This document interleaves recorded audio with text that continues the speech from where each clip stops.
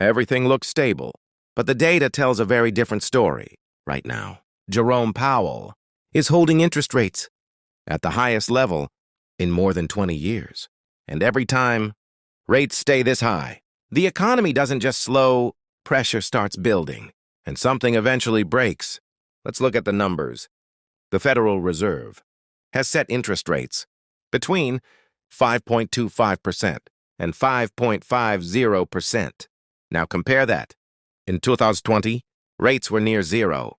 That means borrowing money was cheap, spending was easy, and growth was faster.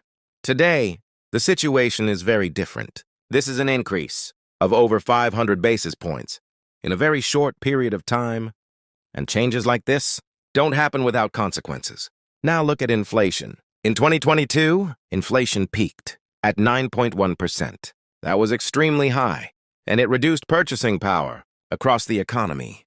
Today, inflation is around 3 to 3.5%. That sounds like improvement. But here's the catch. The target inflation is 2%, so prices are still rising faster than expected, and that's exactly why. Rates are still high. Now let's look at growth. In 2023, the U.S. economy grew around 2.5%. That showed resilience, even under pressure. But in 2024, growth is expected closer to 1.8%, which is slower than the previous year, and that signals a cooling economy. Now unemployment remains around 3.8%, which looks stable on the surface. But job growth is slowing down. Earlier, about 300,000 jobs were added every month. Now, it's closer to 150,000. That's nearly a 50% drop. And this is where it starts to matter. Because fewer jobs means fewer opportunities and more competition. But here's what most people are not noticing.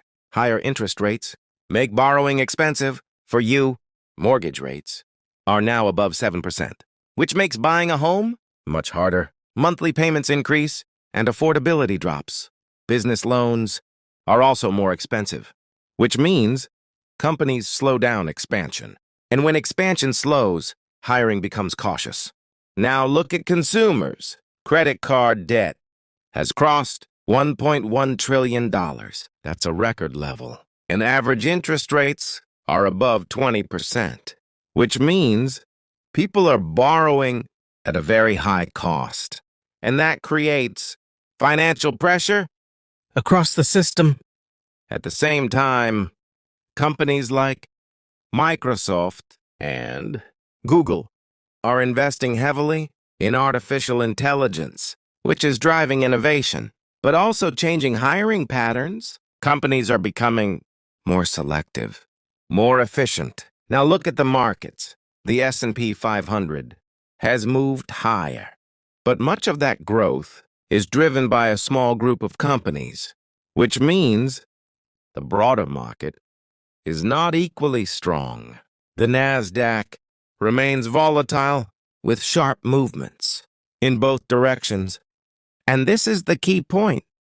When the United States keeps rates high, the U.S. dollar strengthens, and a stronger dollar affects global markets. Trade slows down, investment becomes cautious, and financial conditions tighten worldwide.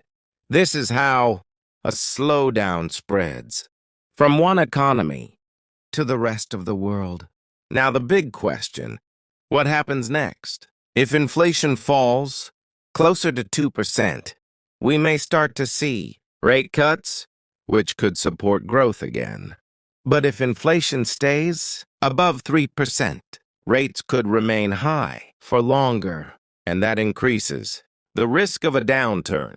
Right now, there is one key indicator that major investors are watching closely, and historically, it has signaled changes before they happen. In the next video, I'll break that down step by step, so don't miss it.